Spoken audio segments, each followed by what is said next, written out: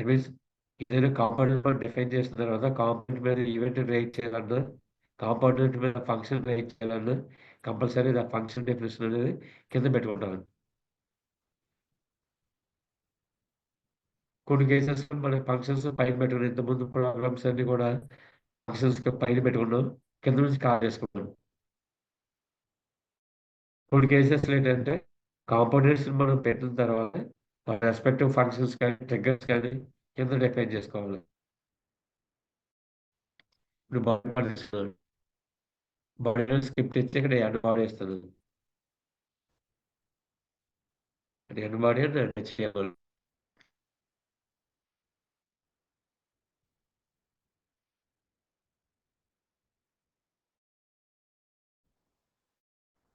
ఇది తెలుసు కాబట్టి మళ్ళీ మళ్ళీ టైప్ చేయనండి.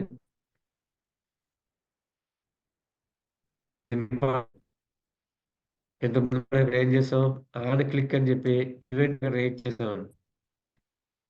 దగ్గర ట్యాక్స్ దగ్గర ఈవెంట్ నేమ్స్ ఏమి ఉండవు. ఆ ఈవెంట్ హ్యాండ్లింగ్ అనేది స్క్రిప్ట్ లోనే చేస్తాడు, స్క్రిప్ట్ దగ్గర. So define one button. ఇప్పుడు క్లిక్ చేసినప్పుడు ఏ బటన్ క్లిక్ చేసినప్పుడు లిజనింగ్ చేయాలి. ఆ కోడ్ అంతా స్క్రిప్ట్ లో పెట్టుకున్నాం.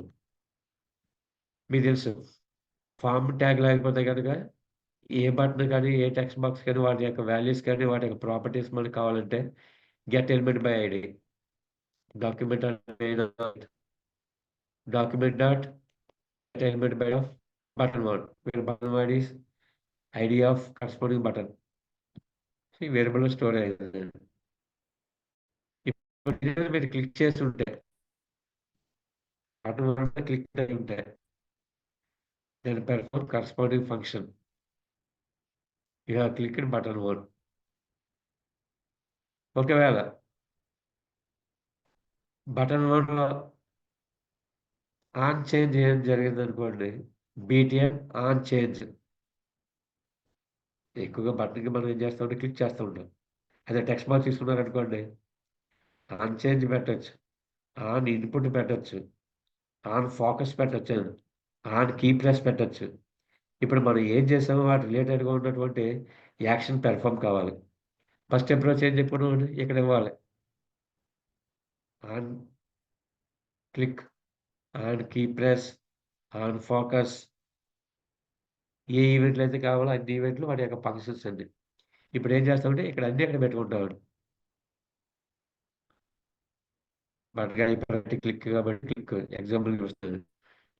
బటన్ ఏదైనా చేంజ్ చేసాం కానీ బటన్ చేంజ్ అంటే బటన్ యొక్క వాల్యూ ఏమైనా చేంజ్ చేస్తుంటాయి. అంటే క్యాప్స్ ఉంటాం కదండి, వాల్యూ అది ఏమైనా చేంజ్ చేస్తుంటే ఒక event on change event raise అయ్యింది అనుకోండి ఎగ్జాంపుల్. సో బటన్లో మీరు ఏమైనా క్లిక్ చేస్తే ఈ కోడ్ రన్ అవుతుందండి. బటన్లో ఉన్నటువంటి ప్రాపర్టీ ఎక్కడి నుంచి అయినా మీరు చేంజ్ చేస్తే ఈ కోడ్ రన్ అవ్వాలండి.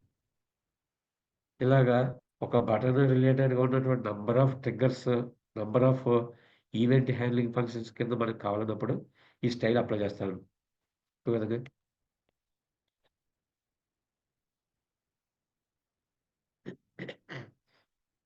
చూపిస్తున్నాను మీరు ఇన్పుట్ తీసుకున్నారు అనుకోండి, input type equal to text, type equal text compulsory ID కావాలి. ID equal to TXT name అనుకుందాం, text box name, name equal to also same name ఇచ్చుకోవడానికి ప్రాక్టీస్ చేయండి. TXT name case sensitive, value equal to default value Raju, default value means default value close చేస్తాను. ఇప్పుడు text box మీద apply చేసే most probable events ఏముంటాయి, on key press, on focus. Cursor దగ్గరికి వెళ్ళినప్పుడు please enter your name, మనకు ఒక direct box కావాలని on focus, key press, key input అంటాము. కీ ఇన్పుట్ అంటే మీరు ప్రెస్ చేసి ఏం చేసినా ఆ ఇన్పుట్ మోడ్కి వెళ్ళేటప్పుడు ఆన్ ఇన్పుట్ అంటాం. ఆన్ ఇన్పుట్ అది కూడా ఈవెంటే. సో ఆన్ చేంజ్ పెట్టచ్చు, ఆన్ ఇన్పుట్ పెట్టచ్చు, ఆన్ కీ ప్రెస్ పెట్టచ్చు, ఆన్ కీ అప్ పెట్టచ్చు, ఆన్ కీ డౌన్ పెట్టుకోవచ్చు అండి, ఆన్ ఫోకస్ పెట్టచ్చు, ఆన్ పెట్టచ్చు. ఇవన్నీ ఫంక్షన్స్ మనకి on click equal to some function, on blur equals function, on focus equal to another function, on key press equal to one more function. అన్ని రాసుకోవడం చాలా complicated కనిపిస్తుంది కోడ్. అటువంటిప్పుడు ఏం చేస్తూ ఉంటాను, స్క్రిప్ట్ ఇదే కోడ్ కాపీ చేసి టెక్స్ట్ బాక్స్ రాస్తున్నాను. Let T X T N T X T N. ఇక్కడ ఏ బటన్, ఈ text box T X T name, text box ID T X T name. ఒక్కొక్కటి చేస్తూ ఉన్నాడు. టీఎక్స్టీ ఎన్ చేసినప్పుడు ఏం చేయాలి, click on text box to define another function.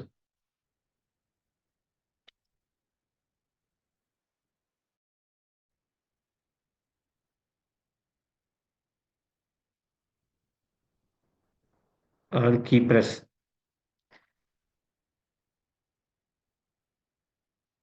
A key press చేస్తే మళ్ళీ ఈవెంట్ అప్లై చేస్తే ఈవెంట్ డాట్ కీ అంటే ఏ కీ ప్రెస్ చేస్తే మనకి కనిపిస్తుంది. ప్రస్తుతం జస్ట్ ఏంటంటే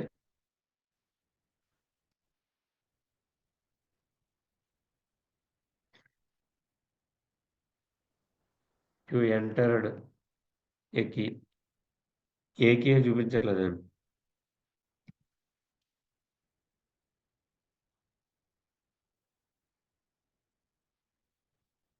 entered a key, key press event అండి. ఇప్పుడు టెక్స్ట్ బాక్స్ లో వచ్చామని చెప్పాలండి. ఇప్పుడు on focus, on focus. Now you are in text box, you are in text box.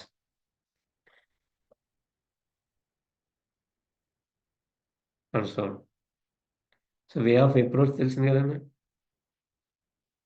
ఏదైనా ఒక ట్యాగ్ ఎలిమెంట్ మీద మల్టిపుల్ ఈవెంట్స్ వెయిట్ చేయాలన్నప్పుడు ఈ స్టైల్ అప్లై చేస్తాను.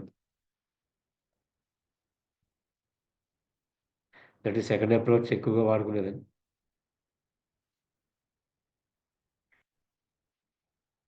దీనివల్ల లార్జ్ స్కేల్ ఆఫ్ స్టేట్మెంట్ కింద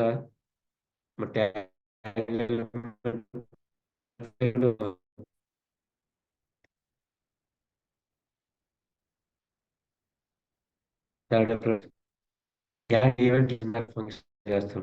add event listener recommended approach. It handles DOM concept. DOM support, pure DOM support ఇక్కడ ఉంటుంది కాబట్టి handling add event listener same ఇదే కాన్సెప్ట్. మనకి ఆల్రెడీ బటన్ ఉంది అనుకోండి డాక్యుమెంట్ దగ్గర, బాడీ పార్ట్ లో బటన్ ఉంది. ఆ బటన్ మీద క్లిక్ చేశాను, క్లిక్ చేసినప్పుడు సబ్ యాక్షన్ కావాలి, డైరెక్ట్గా ఇస్తాను. ఇంకా బటన్ స్టోర్ చేయం.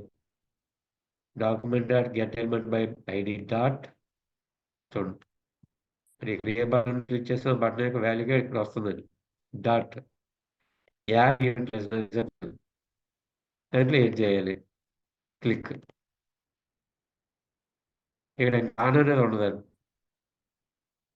Event point of view on click, on key press, on blur, on focus, on input, on submit, on load. ఇప్పుడు పారామీటర్ కింద పంపించేటప్పుడు on input, key press, focus, key up, key down. ఇదేం డైరెక్ట్గా వాడుకుంటాం. ఇక్కడ మనం చేసింది క్లిక్ కాబట్టి click of corresponding function. You click the button using add event listener. ఇది కొద్దిగా పెద్దది, స్టేట్మెంట్ పెద్దగా కనిపిస్తాయి. ఒక ఎలిమెంట్‌కి ఒకే ఈవెంట్ ఉన్నప్పుడు ఎలా రాసేసుకోవచ్చు. ఒక ఎలిమెంట్‌కి ఒక ఈవెంట్ ఉందనుకోండి. ఈ విధంగా డిఫైన్ చేసుకోవచ్చు. ఇప్పుడు ఒక ఎలిమెంట్‌కి ఒక ట్యాగ్ ఎలిమెంట్‌కి మల్టిపుల్ ఈవెంట్స్ ఉన్నప్పుడు సెకండ్ అప్రోచ్ అనేది యూజ్‌ఫుల్. ఇప్పుడు ఇదే బటన్ చేసినప్పుడు మనకి ఏమైనా మెసేజ్ కావాలంటే వెంటనే కాపీ చేసుకోవాలి. Same code button event less change. Change అయినప్పుడు you have changed caption button something. Text అనుకోండి. టెక్స్ట్ బాక్స్ మీద మనం చేంజ్ చేసుకోవాలి. You have changed content of text box.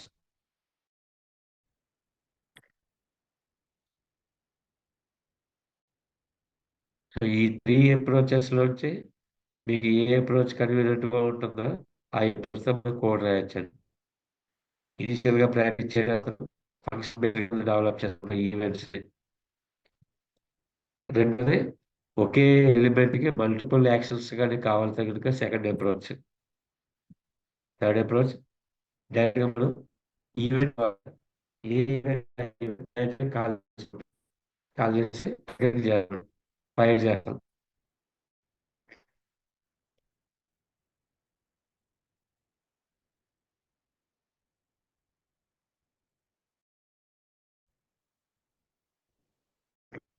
ఇక్కడ మనం ఏ ఈవెంట్ మీద క్లిక్ చేసాం, ఈవెంట్ టైప్ ఏంటి, ఇవన్నీ కూడా ఈవెంట్ దిశ ఎలా వాడాము, ఈవెంట్ అనేది కూడా అలా ఉంటాం. ఏ కీ ప్రెస్ మనకు తెలియాలి. ఈవెంట్ కీ అంటాం. టెక్స్ట్ బాక్స్ లో data type on input event దగ్గర ఆన్ ఇన్పుట్ ఏంటంటే for occurrences of new character is entered into text box. On input అనేది ఉంటుంది, ట్రిగ్గర్ అవుతుంటుంది.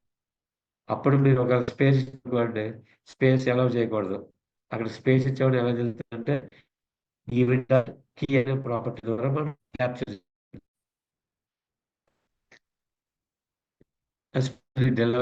ఇమీడియట్ గా స్పేస్ రిమూవ్ చేశారు. అప్పుడు చిన్న ప్యాటర్న్ వాడుకుంటాం. రెగ్యులర్ ప్యాటర్న్ వాడుకొని నాట్ స్పేస్ అని పెట్టుకుంటాం. Regular pattern regular expression dash slash S అంటే స్పేస్ నెగేషన్ చేస్తాం. అంటే అప్పుడు టెక్స్ట్ బాక్స్ లో ఎక్కడైనా స్పేస్ ఉంటే కనుక యాక్సెప్ట్ చేయాలి, ఇమీడియట్ గా రిమూవ్ చేస్తూ ఉంటుంది.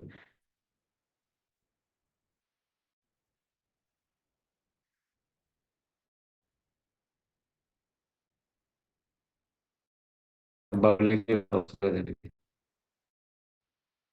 మీరుగా 3 అప్రోచెస్ లో మీకు నచ్చినటువంటి అప్రోచ్ ఈవెంట్స్ రైట్ చేయండి. ఇది కూడా కరెక్ట్. ఫైనల్ గా ఆన్ సబ్మిట్ ఆన్ సబ్మిట్ ఎలా వర్క్ అవుతుందో చూపిస్తాను నేను. చాలా ఇంపార్టెంట్ వర్క్ చేస్తున్నాను ఫామ్ డిజైన్ చేసినప్పుడు. కంపల్సరీ ఆన్ సబ్మిట్ అప్లై చేస్తే ఫామ్ సర్వీస్ పంపిస్తారు. డైరెక్ట్ గా ఫామ్ సబ్మిట్ చేసేవాళ్ళు. మరి ఏ డాటా ఇచ్చినా సరే ఫామ్ లో maybe student login form or something before sending data to the server through server side script. The data must be validated and verified from client side. Then only the given data must be transferred from client browser to server database. ఈ process లో on submit event అనేది చాలా valuable role play చేస్తుందండి. Important role play చేస్తుంటుంది. చూడండి మొదలు ఒకసారి.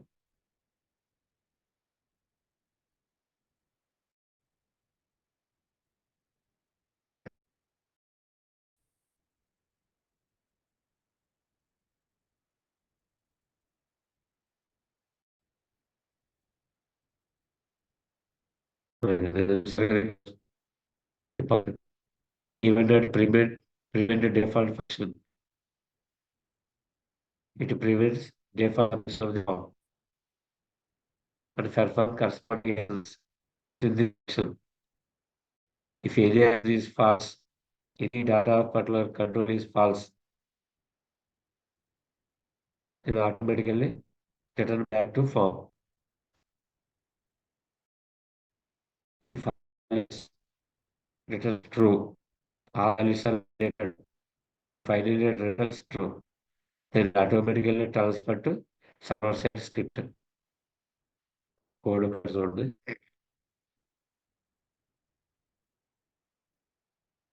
ఇప్పుడు ఎక్కువ అనుకోకుండా ఇది బూట్ స్టాప్ వచ్చినప్పుడు అప్పుడు ఈ కోడ్ అంతా మీకు డైలీ ఎక్స్ప్లెయిన్ చేస్తాను. మనం బూట్ స్టాప్ చెప్పుకోవడం ఏంటంటే ఫామ్ సబ్మిషన్ ఎలా పనిచేస్తుందో చూద్దరు కానీ ఇదంతా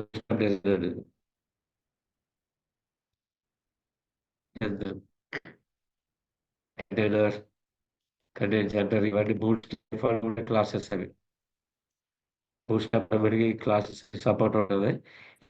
సిఎస్ఎస్ డిజైన్ చేయనవసరం లేదు.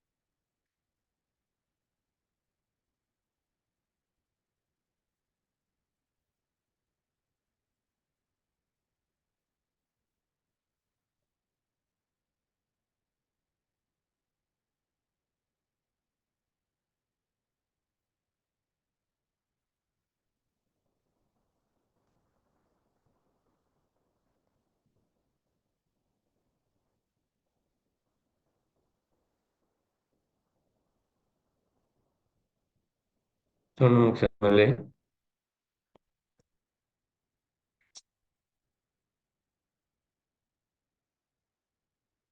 ఫామ్ ఉందండి ఇక్కడ. ఫామ్ రిజిస్ట్రేషన్ ఫామ్ క్రియేట్ చేసుకున్నాం. ఫామ్ ఇక్కడ ఆన్ సబ్మిట్ తీసేస్తే కనుక ఇప్పుడు ఫామ్ ఎగ్జిక్యూట్ చేసాం అనుకోండి. సబ్మిట్ అయ్యే బటన్ ఇవన్నీ వాల్యూస్ అనుకోండి. సబ్మిట్ అయ్యే బటన్ మీరు వాల్యూస్ ఇచ్చిన తర్వాత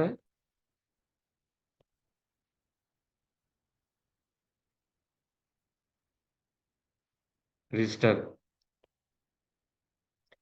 సో నేను రిజిస్టర్ డాట్ పిహెచ్పి పేజ్కి వెళ్ళిందండి. అంటే మన డేటా వ్యాలిడ్ అయ్యిందో లేదో కాకుండా డైరెక్ట్గా whenever submit button is click it automatically invokes action file. Action equal to register dot PHP అని ఉంది ఫామ్లో. దగ్గర action equal to register dot PHP డైరెక్ట్గా రిజిస్టర్ డాట్ పిహెచ్పికి వెళ్ళిపోతుంది. ఈ ఫామ్లో డేటా ఉందా లేదా ఏ వెరిఫికేషన్ లేకుండా. కానీ మనకు అలా జరగకూడదు.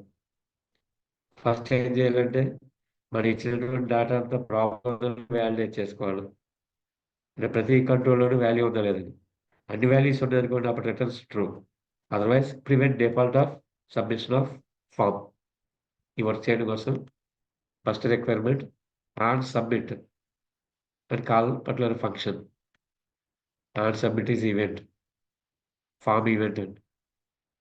ఇప్పుడు ఏం చేస్తుంది, మీరు సబ్మిట్ బటన్ క్లిక్ చేస్తాం. సబ్మిట్ బటన్ క్లిక్ చేసినప్పుడు ముందు వ్యాలిడేట్ ఫామ్ దగ్గర వస్తుందండి. వ్యాలిడేట్ ఫామ్ దగ్గర వచ్చిన తర్వాత అక్కడ ఉన్నటువంటి email, password, reenter password, password match or not, and general values null or not null, date of birth is valid and date of birth is null or not null అన్ని verify చేసి అన్నింటిలోని values ఉన్నాయనుకోండి అప్పుడు మాత్రమే action దగ్గర ఇచ్చినటువంటి registered అని PHP transfer అవుతుంది. సో మనం డిజైన్ చేసిన ప్రతి ఫామ్ కూడా కంపల్సరీ వ్యాలిడేట్ ఫామ్ చేస్తే వ్యాలిడ్ ఫామ్ నుంచి ట్రాన్స్ఫర్ చేస్తాం. సో వ్యాలిడేట్ ఫామ్లో ఏ కంట్రోల్ అయినా రాంగ్ డేటా ఉంటే కనుక ఇక యాక్షన్ దగ్గర ఉన్న సర్వర్ దగ్గరికి రిజిస్టర్డ్ పిహెచ్పి అనే ప్రోగ్రామ్ యాక్టివేట్ అవ్వకూడదు, లోడ్ అవ్వకూడదు. ఈ ప్రాసెస్ చేయడం కోసం first define validate form function. Script దగ్గర ఫంక్షన్ డిఫైన్ చేస్తాం వ్యాలిడేట్ ఫామ్ ఆఫ్ ఈవెంట్. ముందు అనుకుంటున్నాం దిస్ ఒకటి ఉంటుంది, ఈవెంట్ ఒకటి ఉంటుంది అని. ఐడి కానీ వాల్యూ కానీ ఇటువంటి రావాలంటే దిస్ వాడుకుంటాం. ఏ ఈవెంట్ క్లిక్ చేస్తాం, కీ ఏంటి ఇటువంటి కావాలంటే ఈవెంట్ వాడుకుంటాం. ఇక్కడ ప్రివెంట్ చేయాలి. ఆన్ సబ్మిట్ అనే ఈవెంట్ ప్రివెంట్ చేయడం కోసం ఈవెంట్ కాబట్టి ఈవెంట్ పారామీటర్ పంపిస్తాను. ఈమెయిల్ వ్యాలిడ్ కాకపోవడం, పాస్వర్డ్ వ్యాలిడ్ కాకపోవడం నాట్ ఆపరేటర్ చూడండి. ఇక్కడ not operator, confirm password match అవ్వకపోవడం, జనరల్ ఇది ఇన్పుట్ ఇవ్వకపోయినా ఆటోమేటిక్గా ఏం చేయబడుతుంది, ప్రివెంట్ డిఫాల్ట్. ఇది ఏం చేస్తుందంటే సబ్మిట్ చేయను ఇంకా యాక్షన్ ఈక్వల్ టు ఉన్న ఫైల్ యాక్టివేట్ అవ్వదు, మన పేజ్లో ఉండిపోతాం, ఈ ఫామ్లోనే ఉండిపోతామండి. ఇవన్నీ ప్రాపర్గా ఉన్నాయి అనుకోండి.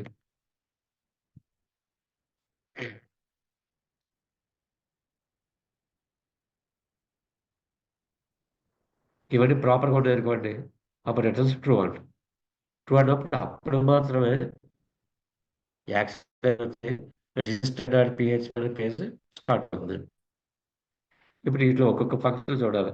Valid email, valid password, valid confirm password, equal or not, password retype password అని టూ కంట్రోల్స్ పెట్టామండి. వీళ్ళన్నింటి పైన కూడా ఫంక్షన్స్ కింద ఇంప్లిమెంట్ చేస్తాం. ఇప్పుడు వ్యాలిడ్ ఈమెయిల్ ఏమన్నా document get element of email control email, ఇది కామన్గా ఇచ్చుకుంటాం. ఎర్ర అనేది కామన్ ప్రతిదానికి. అది ఒకసారి మీరు చూస్తే బూట్ స్టాప్ దగ్గర ఉంటుందండి. ఈమెయిల్ ఎర్రర్ అనేది కూడా డిజైన్లో పెట్టుకున్నాం. డిజైన్ దగ్గర రండి.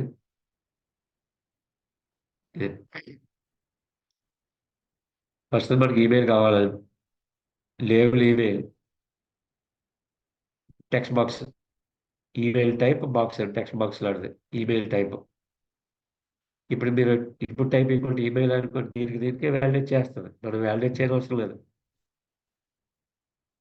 అప్పుడు మీరు దగ్గర టెక్స్ట్ బాక్స్ అని పెడితే ఇది వ్యాలిడేట్ చేయదు కంట్రోల్, అప్పుడు మనం వ్యాలిడేట్ చేసుకోవాలి. హెచ్టిఎంఎల్ ఫైల్లో ఉన్న ఫెసిలిటీ ఈమెయిల్ ఆటోమేటిక్ వ్యాలిడేషన్ ఉంటుంది, యూఆర్ఎల్ ఆటోమేటిక్ వ్యాలిడేషన్ ఉంటుంది, డేట్ సెలక్షన్ ఆఫ్ డేట్ అనేది ఆటోమేటిక్ వ్యాలిడేషన్.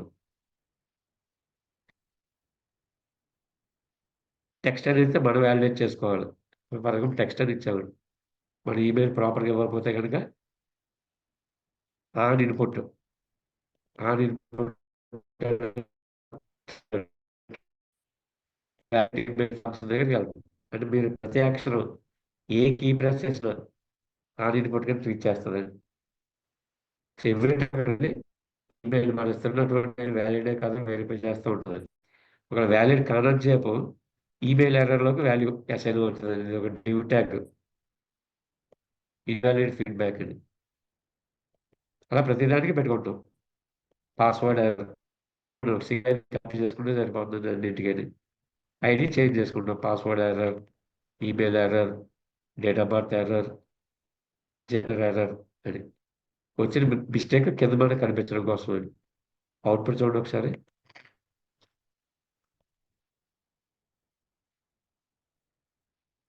ఇప్పుడు ఇక్కడ మనకి మెసేజ్ వస్తుంది, ఎంటర్ వ్యాలిడ్ ఈమెయిల్. ఇది డివ్ అనమాట, ఎర్రర్ సంబంధించిన డివ్. ఇప్పుడు మనం ఇక్కడ e@g.com అని ఇచ్చామండి, ఆటోమేటిక్ గ్రీన్ కలర్ చేంజ్ అయిపోతుంది. ఇదంతా బూట్ స్టాప్లో ఉన్నటువంటి ఫెసిలిటీ స్టైల్. పాస్వర్డ్ ఇస్తున్నాను, 6 క్యారెక్టర్స్ పెట్టండి ఎగ్జాంపుల్కి, 1 2 3 4. అప్పటి వరకు పాస్వర్డ్ మార్క్స్ అట్లీస్ట్ 6 క్యారెక్టర్స్ అని చెప్పి మన ఫీడ్బ్యాక్ ఇస్తుంది. 5 or 6 కోడ్ టెస్ట్ చేస్తున్నాడు అక్కడ. అంత ఆన్ ఇన్పుట్ ఈవెంట్ నుంచి ప్రతిదానికి ఆన్ ఇన్పుట్ యాడ్ చేసుకున్నాం. రీఎంటర్ పాస్వర్డ్ 1 2 3 4 5 6 మ్యాచ్ అయ్యేది. నేను మళ్ళీ 7 టైప్ చేస్తాను, 7 8 9 సంథింగ్. పాస్వర్డ్ డోంట్ మ్యాచ్ అని మళ్ళీ చూపిస్తున్నాను. ఇదంతా ఆన్ ఇన్పుట్ మీద password match function, confirm password, అన్ని ఫంక్షన్స్ వ్యాలిడేట్ చేసి కాల్ చేసుకుంటాం. దీనివల్ల ఏంటంటే మనకి ఎప్పటికప్పుడు డేటా వ్యాలిడేట్ అయిపోతుంది. ఇలా ఎప్పటికప్పుడు మనం డేటా వ్యాలిడేషన్ ఇచ్చుకున్నాం అనుకోండి, సబ్మిట్ అప్పుడు ఫామ్ వ్యాలిడేషన్ చేయక్కర్లేదు. ఇప్పుడు సబ్మిషన్, ఇప్పుడు ఫామ్ వ్యాలిడేషన్ కావాలంటే చూడు, ఇక్కడ మీరు ఈ స్టేట్మెంట్ తీస్తారు, ఈవెంట్ లేదండి ఇక్కడ, ఇక్కడ కూడా ఈవెంట్ లేదు, జస్ట్ డేటా తీసుకుంటుంది, టెస్ట్ చేయదండి, వ్యాలిడేట్ చేయదు. ఇప్పుడు చూడండి ఒకసారి రన్ చేస్తాను, ఈవెంట్ రిమూవ్ చేస్తాను.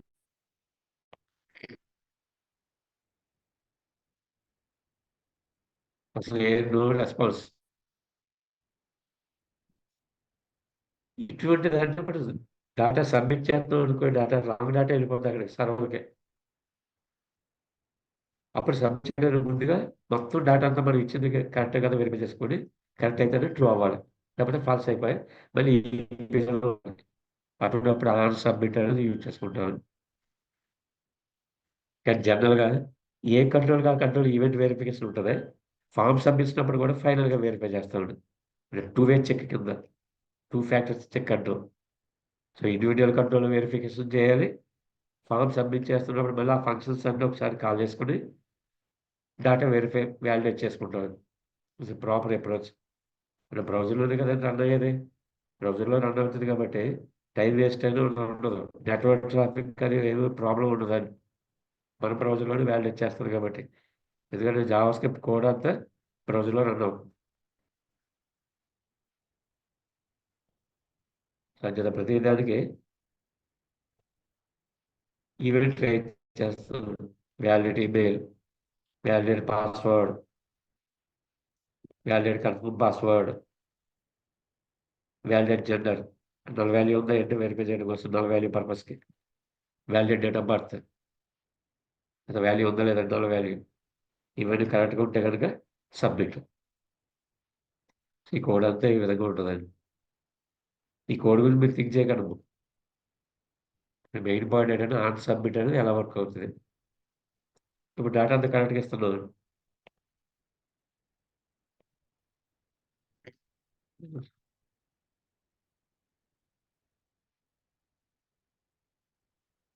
ఇప్పుడు ఏదో తీసామండి.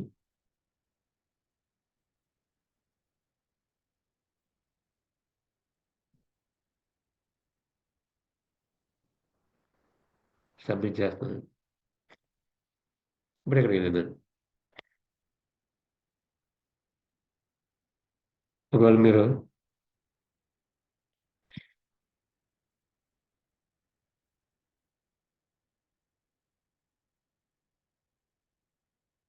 ఈమెయిల్ తీస్తున్నాను.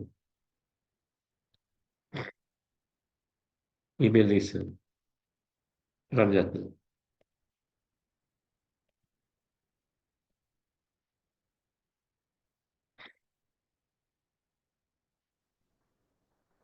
ఒక ఈమెయిల్ తీసాను. మిగిలినవన్నీ ఉన్నాయండి.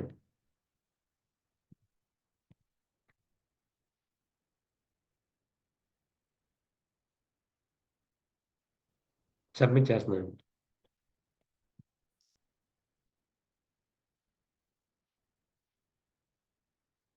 ఎక్కడ ఉన్నాను? ఈమెయిల్ ఈజ్ రాంగ్ తర్వాత ఎక్కడ ఉన్నది? అక్కడ కోడ్ మార్చాను.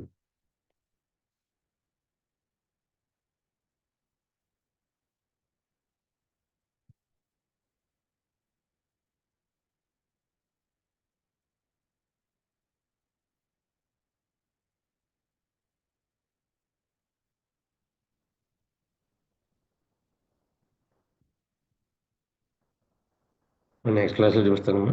క్లాస్. సో, ఈవెంట్ ప్రివెంట్ అయినప్పుడు ఇంకిక్కడ మనకి రాదండి. మొత్తం ఈ డేటా అంతా వాలిడేట్ అయితేనే రిటర్న్ ట్రూ అన్నప్పుడు బయటికెళ్తుంది.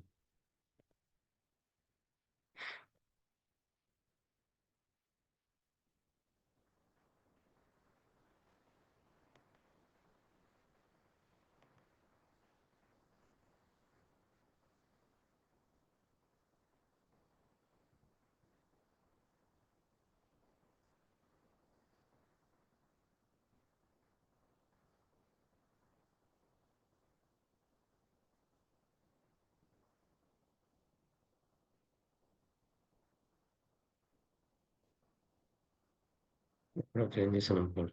నెక్స్ట్ క్లాస్‌లో ఎక్స్‌ప్లెయిన్ చేస్తాను. Okay. Thank you.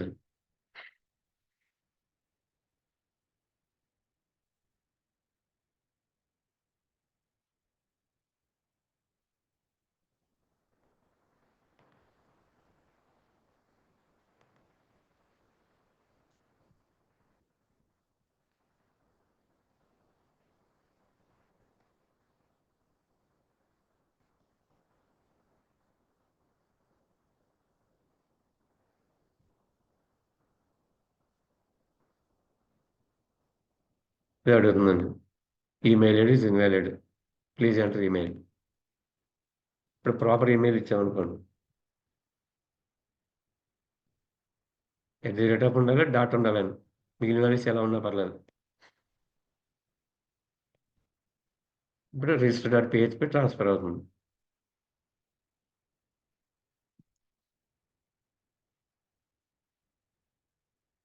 Okay. Thank you.